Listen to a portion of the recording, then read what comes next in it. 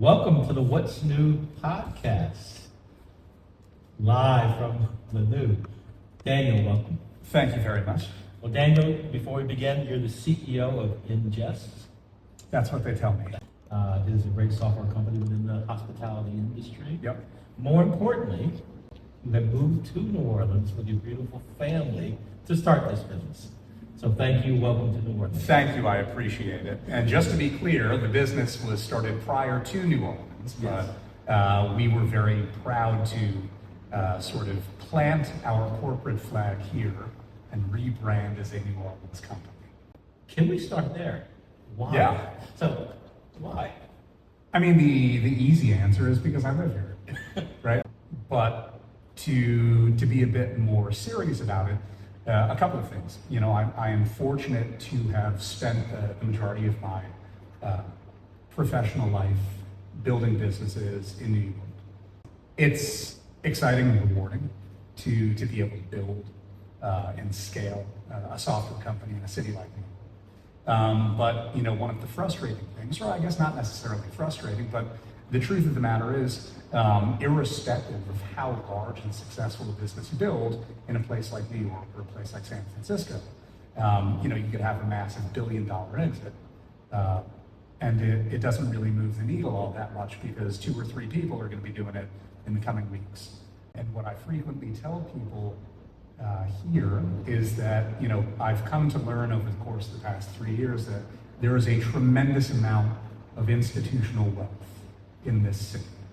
But more often than not, institutional wealth does not drive or beget economic development, right? That's driven by income.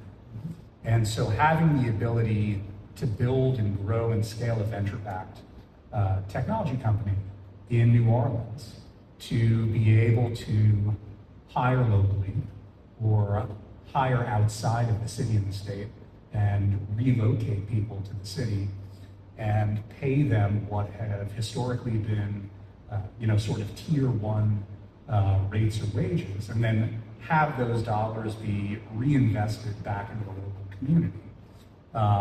That's a pretty special thing.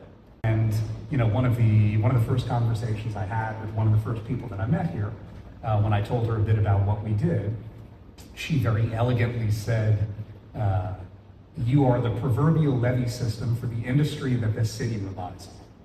And I said, "Thank you so much. I'm going to appropriate the shit out of that and just slap it on the top of my website." So, before we go deeper into your company, give me your journey.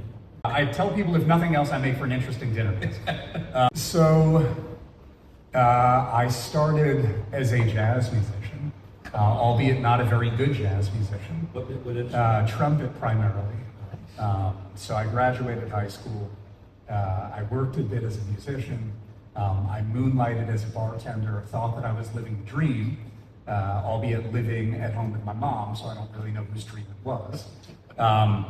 Did that for a bit, realized that I was good, but I was never going to be great, and so gave up chasing the ghost, decided to start exercising better decision making and become, you know, a productive, contributing member of society. But I really had no idea what I wanted to do.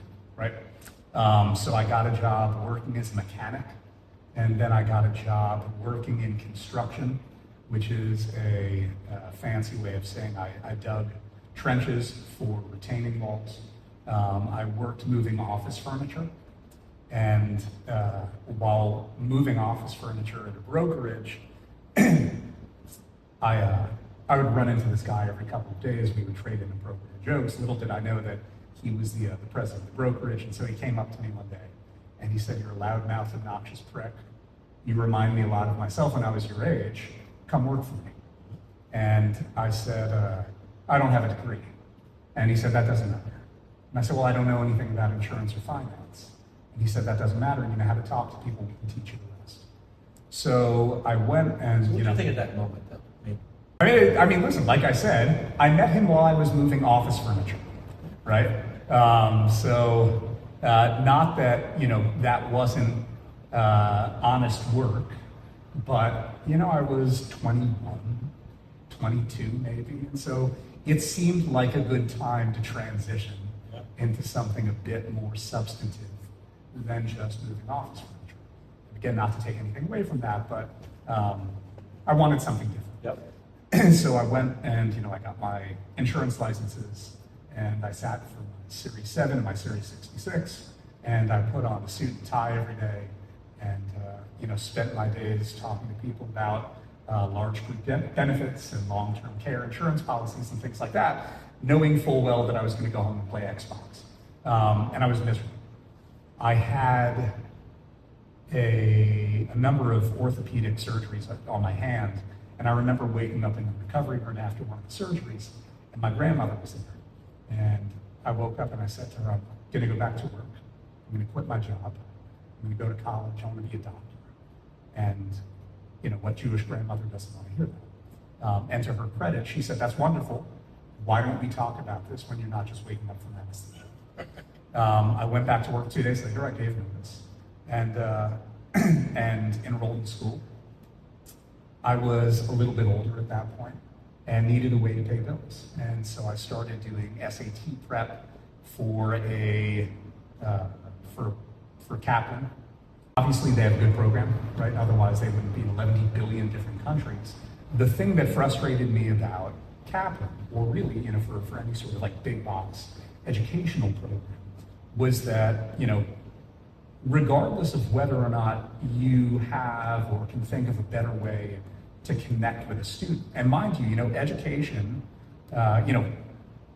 whenever you take a cookie cutter approach to something as individualized as education, you're bound to leave people by the wayside, right? And so I'd be standing in front of a room knowing that I had a more effective way to connect with a certain group of students, but I didn't have the autonomy or latitude to sort of stray from the script. So I left. I was given an opportunity to start a standardized test prep program at a private center in New York. I went there, and after a few months, I did the math one day, and I said, so I'm doing 100% of the work, and I see X% of the proceeds. And I think that all entrepreneurs at some point have this realization where they say, I don't know how, but I think I can do this better. And so I poached a single student, and I started tutoring across a kitchen table. And then, despite my best efforts to sabotage things at every turn, all of a sudden I had employees, and all of a sudden I had offices, all the while still pursuing this path to medicine. And I sat for my MCATs, and I was getting ready to interview for medical schools, and I bounced a payroll at work. And so I said, I'm spread too thin. I need to choose one or the other. And so, much to the chagrin of that same Jewish grandmother, I dropped out of school just a few credits shy of graduation to focus exclusively on growing and scaling the business. Did that for, I guess, the better part of the next decade. Ultimately sold the business in September of 2014. And then began my first foray into the world of tech. And I have been building and running and sometimes succeeding with, and at other times sort of crashing software companies ever since. There's a lot there. Yeah, I told you, interesting dinners. You seem to be really good at connecting to people. Thinking about you connecting to that student, the way you connected to the guy from the insurance agency. I mean, what about you? You seem to understand people. What's your superpower? Oh, shit.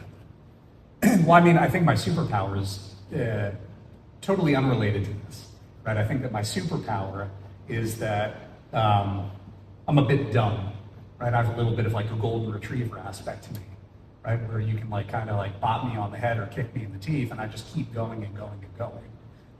And so I realized a long time ago that I wasn't, nor would I ever be the smartest guy, right? Or the most well-connected guy, or the most successful, or the best looking, or any of those things. And so what I lacked in some of those areas, I made up for in sheer willpower and determination. And so I've always known that I can outwork virtually anyone. So I think that that's probably my superpower. But with regard to connecting with people, I just give a shit. You know, like plain and simple. I remember when I was really young, my dad told me that everyone has a story and all they need is someone to give them an opportunity to share it. And because I care about people and I enjoy listening to and learning about people. I don't know, maybe that helps connect with people. I also realized at an early age that trying to be someone that I wasn't, trying to anticipate what or whom I thought someone wanted me to be, I was never going to get it right. And so I may as well just be myself, right? Do you think that skill is necessary to be a good entrepreneur? To give a shit? And secondarily, how do you spot someone who does? So you need to give a shit about something, Yeah. right? Whether it's people or product or process or, you know, solving a problem, you need to be, you need to give a shit about something. Not only do you need to give a shit, you need to be maniacally passionate about something. Otherwise, you know, my good friend, whom you know, Peter Liu, says, you know, you're just an entrepreneurial tourist. Yep. Or as, you know, Gary Vee would say, not an entrepreneur, but a wantrepreneur. Yep. Right? Someone who's sort of like enamored with the life of the lifestyle and all of that stuff. But yeah, so you definitely need to give a shit about something. Yeah, I think when someone is genuinely passionate about something, you can feel it, right? The enthusiasm is it's palpable, right? It's contagious. I think it's just like one of those things, similar to the magic of the city of New Orleans, that like you can feel it.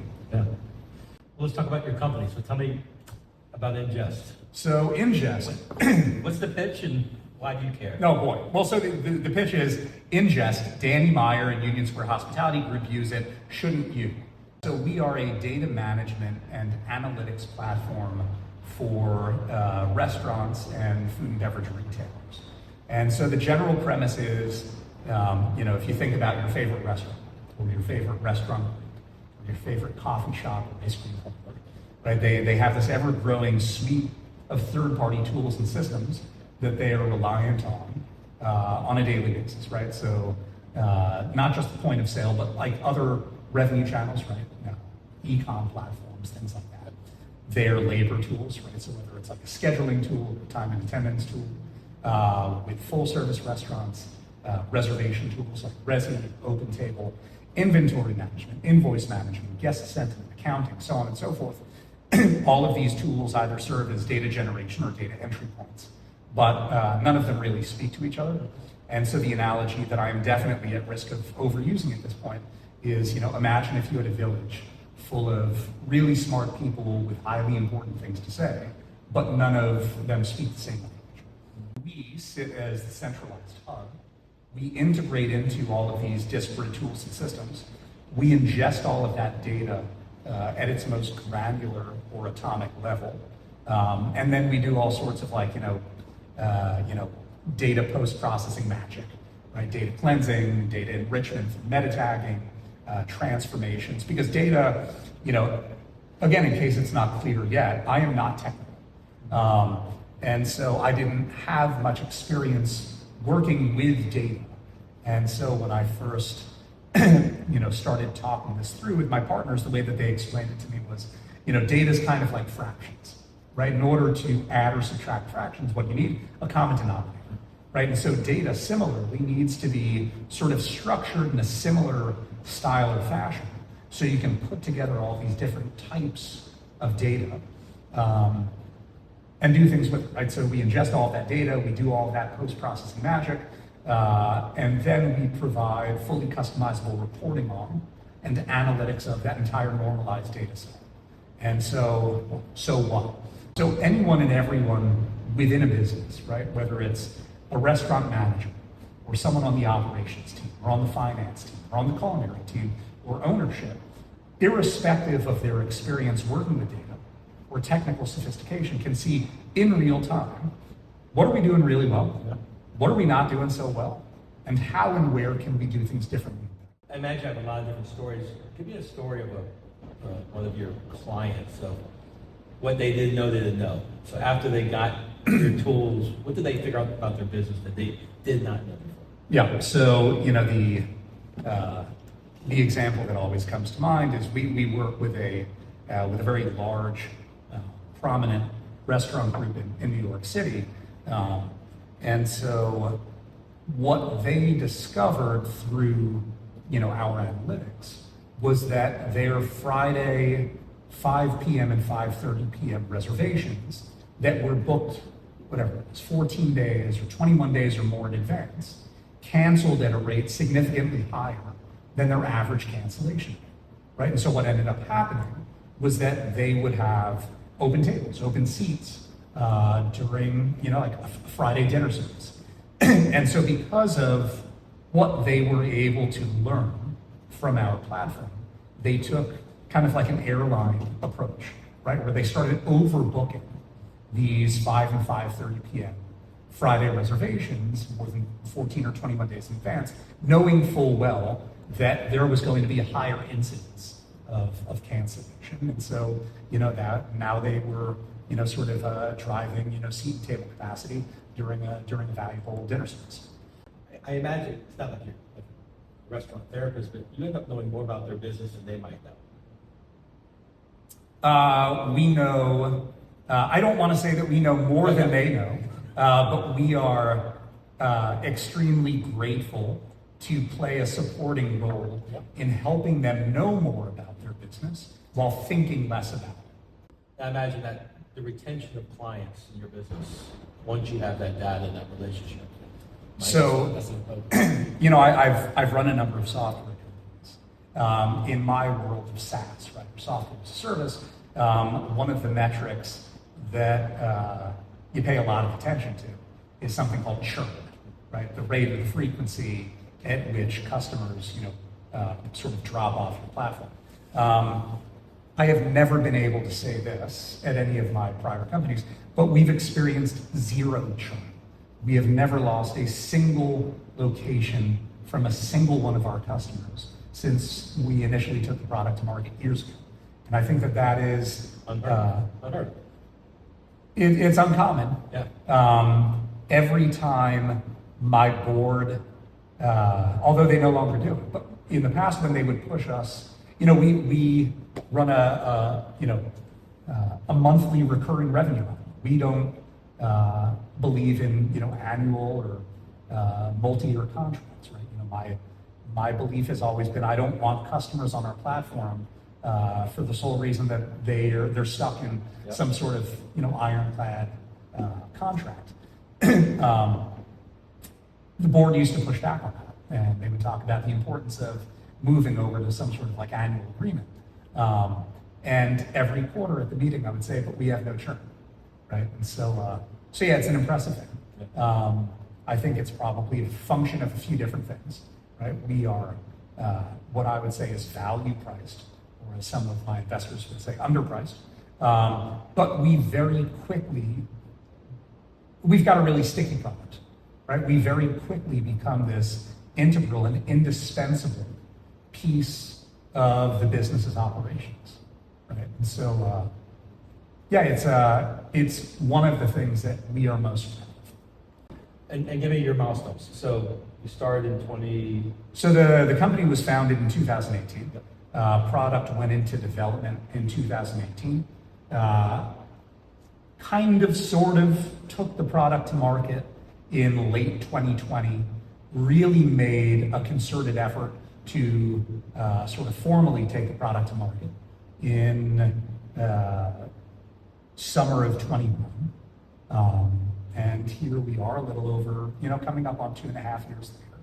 And, we are in hundreds of restaurants supporting and providing value to thousands, if not tens of thousands of users on a daily basis. So it's pretty cool. You have 3 beautiful young girls, right? I do have 3 daughters. When they're in their 20s, what's this company going to be? Shit, hopefully somebody else's. What is this company going to be in 20 years? This thing has legs, right? I've been around for a couple of cups of coffee, right? some successful, others not so successful. And this one is just different. This one is special. And I think there is a huge opportunity for us without ever having to leave sort of the four walls, if you will, of the restaurant and food and beverage retail space.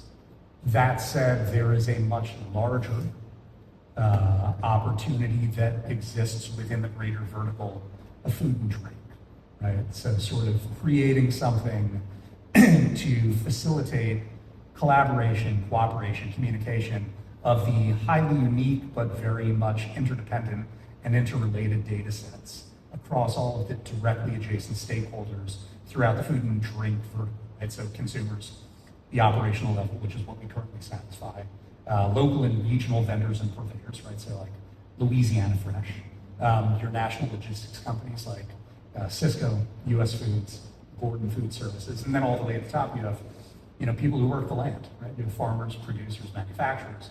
And like I said, all of whom have unique but highly interrelated and interdependent data sets.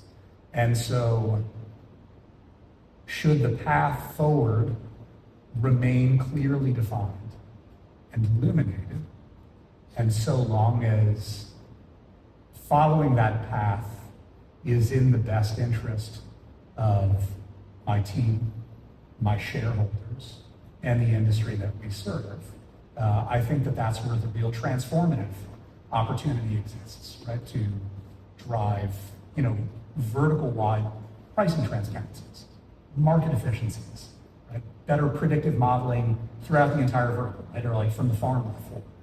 So what do I want this company to become? I want it to become something that is bigger than, more important than, more significant than any of us who are involved in building it. So let me ask you, you are headquartered in New Orleans, but this is a national company. Yeah, international. International, that's right. International. So my question is there any advantage to being in New Orleans within your industry? And secondarily, what are the disadvantages? Are there advantages? So I think that like one of the things that we are proud of, and at times depending on the role prioritize, is relevant industry experience. Right? So like one of the really, really beautiful things about going back to the conversation point before about like bullshit detectors. Right? So like one of the cool things about the hospitality industry is that it is an entire industry made up of people with really, really, fine-tuned bullshit detectors, right? It is very easy, based on like the first 30 seconds of conversation with someone, to suss out those people who have never spent a moment working in a restaurant, front of house, back of house, whatever it is, right? And so because of that, we prioritize and place a lot of value in hiring team members who have relevant industry experience, because it helps them just kind of get it, right?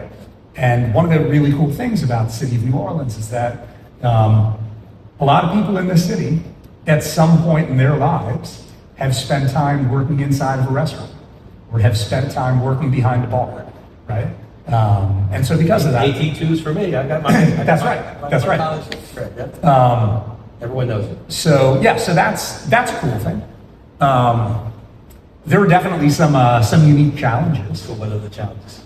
Number one, this is a town, right? How many people? Is it 360,000? 370,000, give or take? Right? 83. Right. As compared to a city, again, like I keep talking about New York, and it's not because like I think it's the greatest place on earth. It's just because like I spent 37 years of my life in the New York metropolitan area. It's a city of 8.5 million people, right? And so for companies like mine, right, we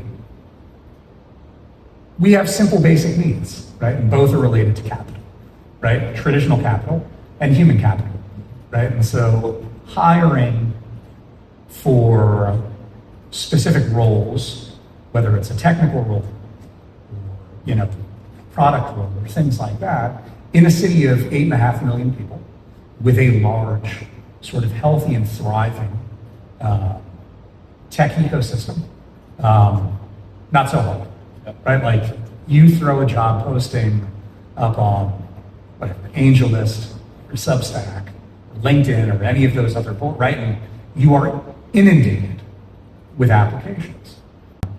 Here, we put a posting up on Work NOLA. And I mean, God bless them, we just hired 2 new salespeople to our team, both of whom came through Work NOLA. But maybe a couple of applications trickled. So one of the challenges is lack of access to both traditional capital and human capital. Another thing you and I have talked about, raising a family. Yeah. So, good place to raise a family, things we could do. How do you feel about, back to an entrepreneur, there's the capital, there's the city here too. Yeah. When we left New York in August of 2020, one of the primary reasons why we chose New Orleans was, again, my girls are young, they're 7, 4, and 2. Right? Both my wife and I wanted to raise our girls in a place where when someone asks how you're doing, they're genuinely interested in the response. And we have found that here in abundance, right? And there's magic here. There's a lot of fun stuff and cool stuff and things like that. But the best thing for me is the people. I have never known people or community like we have found here in New Orleans. Say more of that. Say more about that. It seems normal to us. So a couple of things. Number one, moving here as an outsider coming in, I'd never been to Mardi Gras, right? And all I knew about Mardi Gras, came through stories of debauchery told by my friends, when they came down here on, impromptu fraternity trips and things like that, right? And so I had a certain mental image of what Mardi Gras was going to be like. And we got here and everyone said, Mardi Gras is about the kids, it's about the family. It's about the kids, it's about the family. And I said, sure it is. And then we experienced our first Mardi Gras, which I guess was 22, right? Because Mardi Gras 21 was Yardi Gras. And I remember day one, I couldn't find one of my girls. And someone said, don't worry about it. Children are community property during Mardi Gras. I said, what does that mean? They said, if you can't see them, someone else can. Yeah. That's really fucking special, yeah. Right? Hurricane Ida. I got stuck in New York. My wife was at home with my 3 little girls and our dog. And, my neighbor generously came by and boarded up some of our windows and doors. But during the height of the storm, we have these French doors that go from our back deck into our living room. And, the doors started bowing. And my wife pushed the sofa in front of it and the doors were still bowing. And so a friend of mine who lives, half mile away, left his wife and his boys during the storm and pulled a 2x4 off the fence on the side of his house and drove over to my house and screwed that 2x4 across the 2 doors, right? After the storm, obviously all of our friends and family up north, and even the friends that we had made down here, all said to us, so you guys are leaving, right? And I said, we're doubling down precisely because of the people.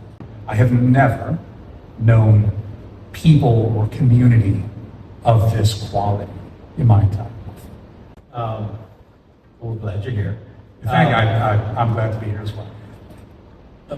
Shifting back to business, you are quite a legend or a unicorn, or the myth of there's this money coming down to the SSBCI, or some acronyms of $100 million.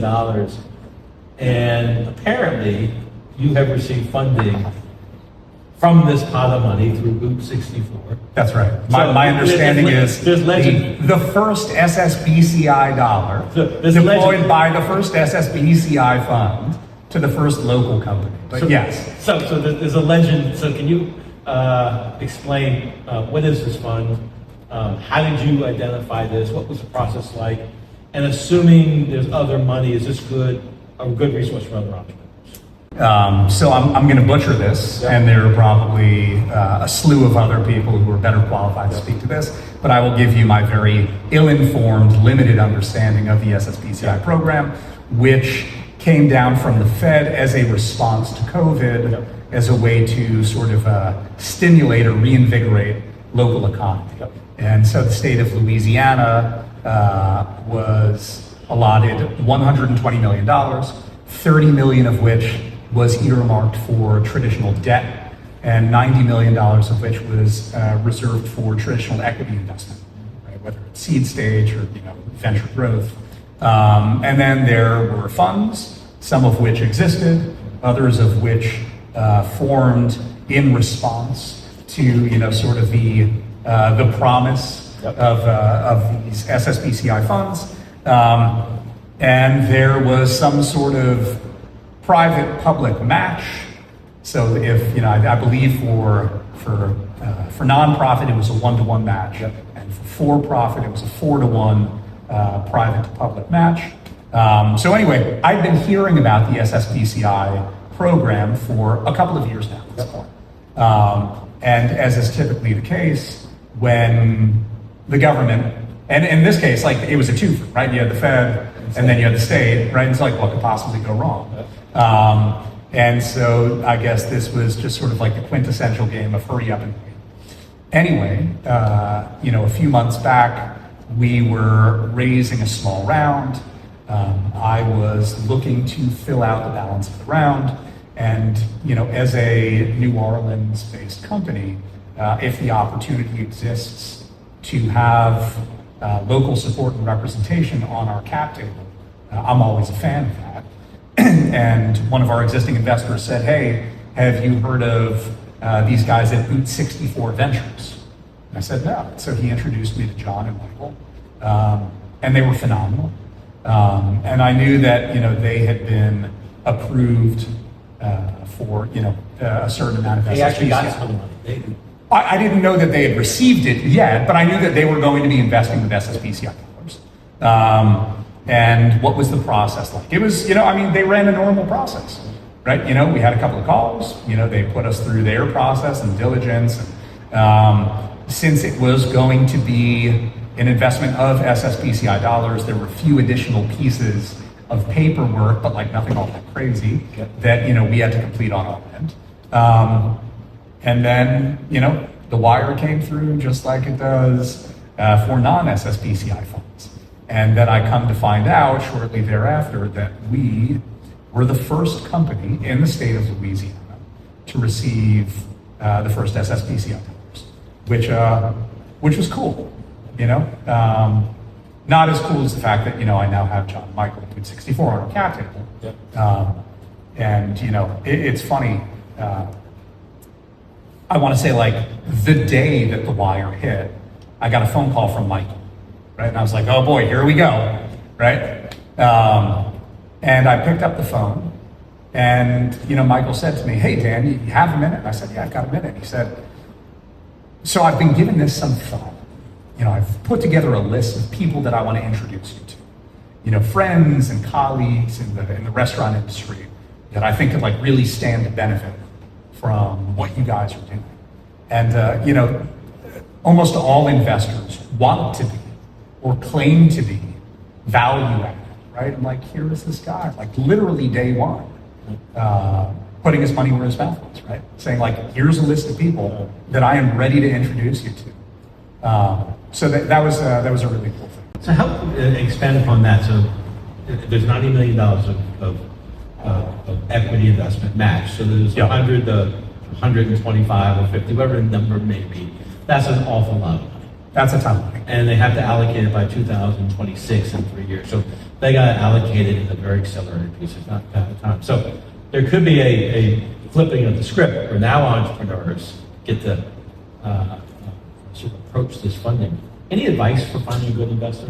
So I think that, what you look for, or the attractive qualities of an investor are true regardless of whether or not they're going to be, investing through the SSBCI program or not, right? And so someone once said to me that, a relationship with an investor is like a marriage, except you can't get divorced, right? What are some of the qualities that I look for in our partners?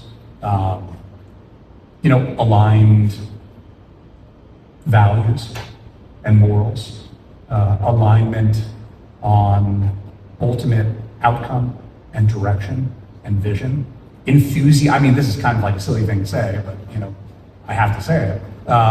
Enthusiasm and excitement about what we're doing. Someone who you would both want to celebrate victories with and also feel comfortable commiserating, over a beer with when shit goes sideways, because things go sideways more often than not. Yeah, I think that, there's probably like a massive laundry list of qualities that I look for. The capital is easy, right? Dry powder is dry powder. One of the lessons that I learned early on was sometimes the only money still isn't the right money, right? And so in the absence of some of those sort of fundamentals like alignment and enthusiasm, right? The money doesn't matter. So yeah, the money needs to be there, right? And then you have like other sort of, one standard deviation out, right? Things like, relevant industry experience or expertise, connections, whether it's to prospective, sales opportunities or additional institutional investors, right? Like now we start getting into that value add. But yeah, those are some of the basics. And then raising money is mind-numbing, ego-bashing, soul-crushing. What are 2 or 3 things to those entrepreneurs now? And this might be their first rodeo of raising money. What's your advice to them? Well, so number one, I do want to say that there are some really enjoyable things about it. Or perhaps, there are some people who find aspects of it enjoyable. Right? Like, I love talking about what I do. I love it.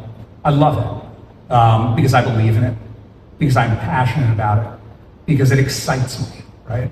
And so having the opportunity to speak passionately about what we do, what we've built, why we do it, the difference that we are currently making, and that we, the potential to create an even bigger difference, right? Like, to be able to share that enthusiasm and passion with, a captive audience for 30 minutes, 45 minutes, whatever it is. Like, I love that, right?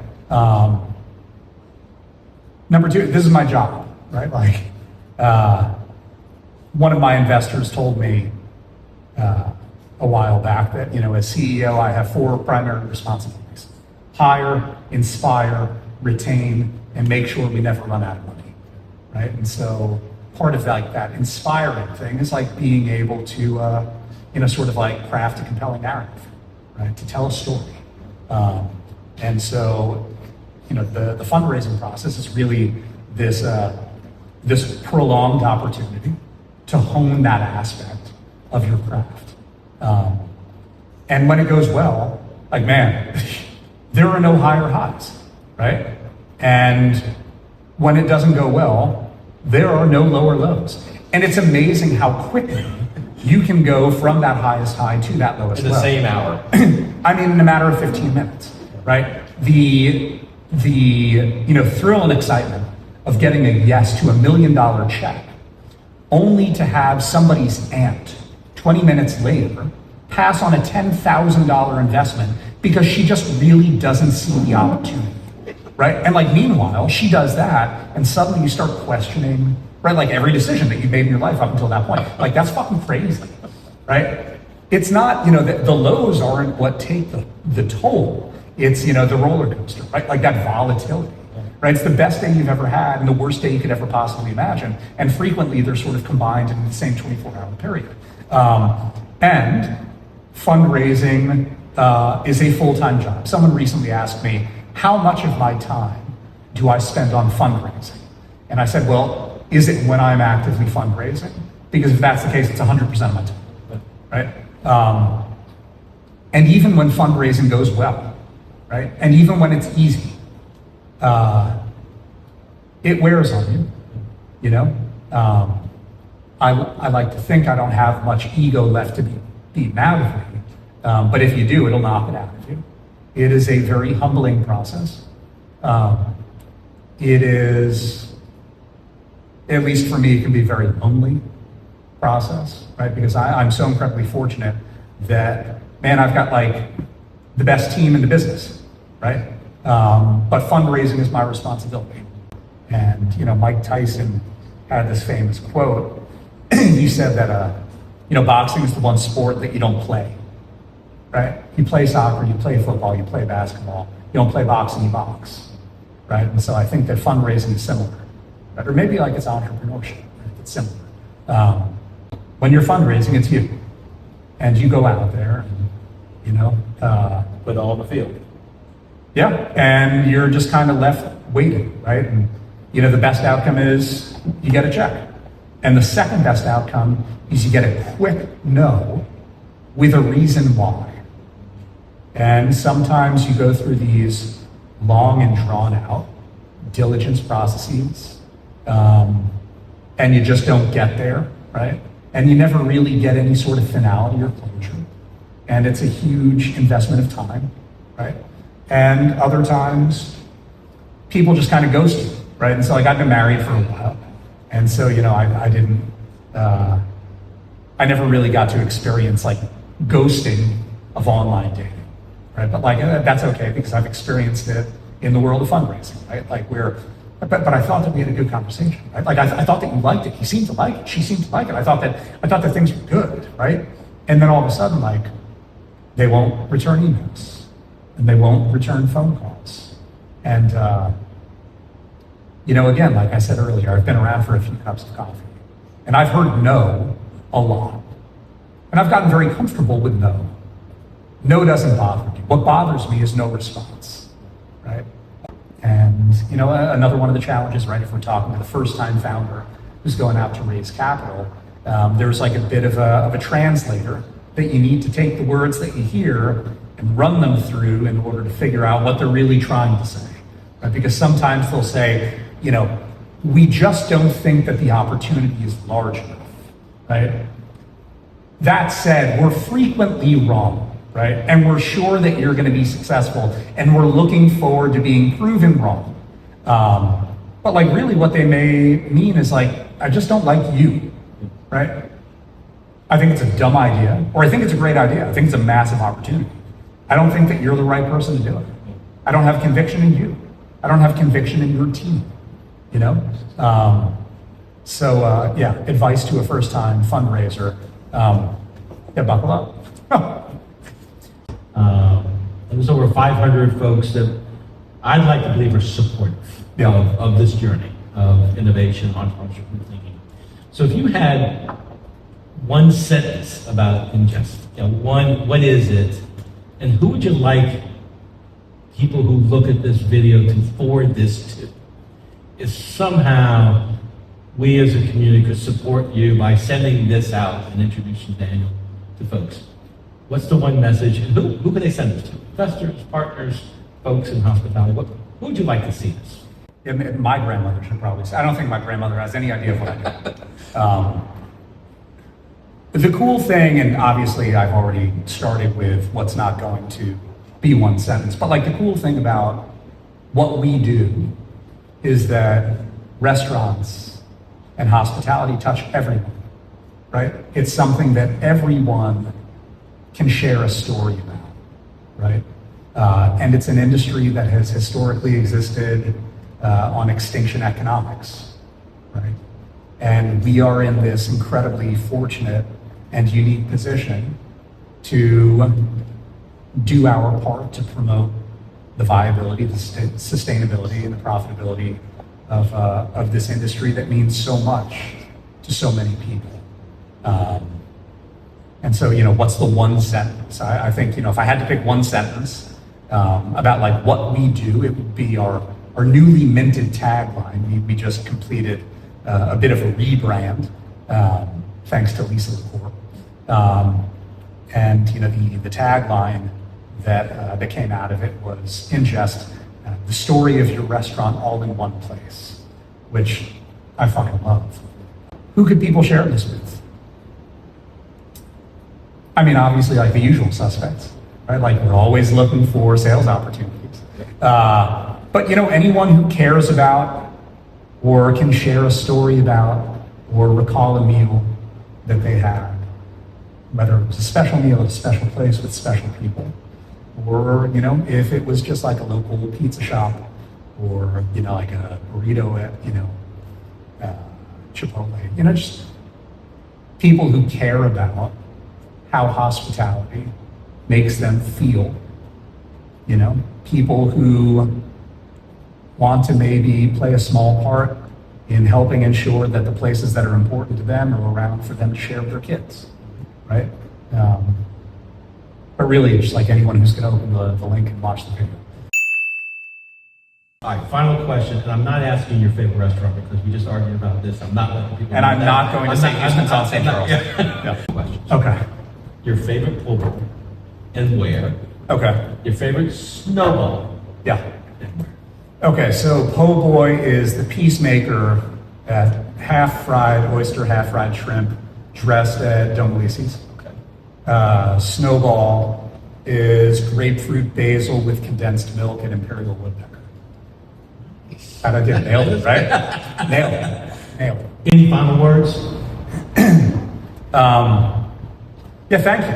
And not only like thank you for this, but you're doing God's work, right? It's easy to take from an ecosystem. It's difficult to give back to an ecosystem. And it's even harder to try to create an ecosystem. And I think that that's what you and the rest of the people here are doing. Right? You are building an ecosystem and a community to ensure that, you know, those who come after us have access and resources. And so thank you for doing that. Thank you for being so warm and welcoming and accommodating to a Yankee from the North. Go Giants, but also Blue Dad. But yeah, thank you. Well, thank you for being here, and thank you for bringing your wife and your beautiful girls.